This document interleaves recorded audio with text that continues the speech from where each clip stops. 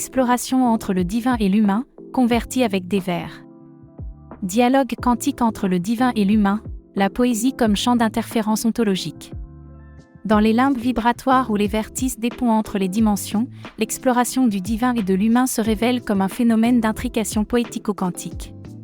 Chaque mot ici est une onde particule de sens qui oscille entre chair et esprit, entre temps mesurable et éternité intangible. Ce traité propose une cartographie des frontières poreuses où la voix humaine se transfigure en écho cosmique et l'éternel devient langage. Les vers ne sont pas de simples véhicules expressifs, mais des systèmes quantiques ouverts qui permettent des identités superposées, le poète comme médium qui coexiste dans un état de double appartenance, terrestre transcendantal, un tuning sémantique, franchir des barrières logiques à travers des images qui relient des plans apparemment sans rapport, et une entropie sacrée, désordonner les significations pour révéler des schémas cachés dans le chaos de l'ineffable. Le poème est-il un collisionneur de hadrons où les particules de l'humain et les photons du divin entrent en collision ? Comment distinguer l'inspiration de la possession lorsque les vers coulent comme des rivières interdimensionnelles ? Si chaque métaphore est un pont entre des réalités, quelle loi physique régit le transit des significations ? La conversion de l'humain en divin suit des lois analogues à la physique des trous noirs, un horizon des événements lyriques, point de non-retour où le langage ordinaire plie sous la gravité du sacré, un rayonnement émotionnel de Hawking, énergie libérée lorsque les émotions humaines s'évaporent dans une abstraction mystique, et une singularité du sens, moment où toutes les interprétations possibles s'effondrent en un point de silence révélateur. Quelle masse critique de vers est nécessaire pour créer un trou blanc poétique qui émane une lumière divine ?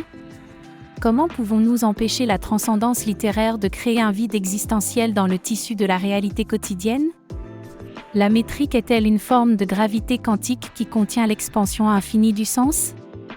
Technique avancée pour naviguer dans l'interface divino-humaine, une dissonance cognitive résonante, modification de la fréquence vibratoire du lecteur par des contrastes calculés, exemple, Dieu joue au dé avec mes os tandis que mes vers chargent les dés, un effet papillon ontologique. Des micro-images qui génèrent des ouragans de réinterprétation existentielle, et des miroirs chronopoétiques, des structures qui reflètent différentes époques simultanément, remettant en question la linéarité temporelle.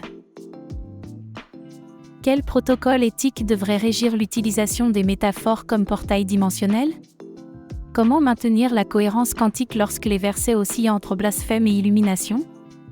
La rime est-elle une technologie quantique permettant de synchroniser les fréquences spirituelles ? Le processus de transsubstantiation poétique suit 3 phases alchimiques, un nigredo interrogatif, décomposition du langage ordinaire par des questions corrosives, un albédo relationnel, purification par le dialogue avec les archétypes universels, et un rubédo transcendant, intégration du divin dans le sens syntaxique du poème. Quel résidu reste-t-il du poète lorsque les vers achèvent leur transfiguration en entités autonomes ? Comment calibrer la dose de chaos et d'ordre pour éviter l'ivresse mystique ? Est-il possible d'écrire des poèmes qui fonctionnent comme des machines à remonter le temps spirituel ? Le dialogue divin-humain atteint son paroxysme dans ces questions qui défient les limites de la perception. Sommes-nous, les humains, les interprètes du divin ou le divin est-il la fiction qui nous permet de supporter l'humain ? Que se passe-t-il lorsqu'un verset parvient à contenir plus d'éternité que l'univers observable ? La poésie est-elle l'utérus quantique où se prépare le prochain saut évolutif de la conscience ? Comment distinguer la voix de l'âme de l'écho des algorithmes culturels dans le refrain des vers ? Cette exploration ne cherche pas de réponse, mais amplifie plutôt la capacité de questionnement de l'âme collective.